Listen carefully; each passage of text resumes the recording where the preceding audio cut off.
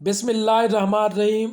हम आज आपको बताएंगे शुगर कैसे चेक की जाती है। बहुत से लोग शुगर चेक करते वक्त बड़ी गलती करते हैं। ये जो ब्रेकर के अंदर स्ट्रिप होती है, जो सुई होती है, उसको नहीं निकालते।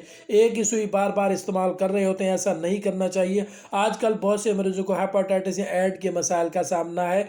तो इसीलिए अगर आपकी फैमिली के अंदर कोई और दूसरा मरीज़ मौजूद है, अगर आपने किसी और की शुगर चेक करनी है, तो यकीन करें सबसे पहले आपने ये सुई नहीं डाल लेनी है।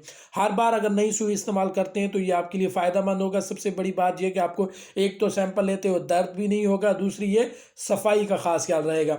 अब आपने ग्लूकोमीटर को स्टार्ट कर लेना है। अगर आपको यकीन हो जाए कि ग्लूकोमीटर स्टार्ट हो गया तो आपकी स्क्रीन के ऊपर एक निशान आएगा कि आप इसके अंदर फिर स्ट्रिप डाल लें। जब आप स्ट्रिप डालेंगे तो ये मुख्तलिफ ग्लूकोमीटर की मुख्तलिफ स्ट्रिपें होती हैं, मुख्तलिफ ऑप्शंस दिए होते हैं।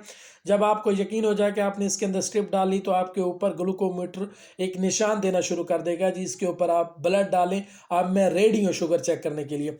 फिर उसके बाद आपने सैंपल लेने के लिए सबसे पहले ये करना है कि फिंगर को अच्छी तरह से सिपरेट के साथ वाश कर लेना है। थोड़ा सा प्रेस कर लेना, दबाव देना, दबाव करके फिर आपने प्रिकर के साथ इसको आसानी से बड़े आराम से प्रिक करना है। और ये एक ऐसा प्रिकर है इसके साथ आपको दर्द भी नहीं होती। बहुत से लोग इसके लिए नीडल इस्तेमाल करते हैं जो कि दर्द का बायस बनती है।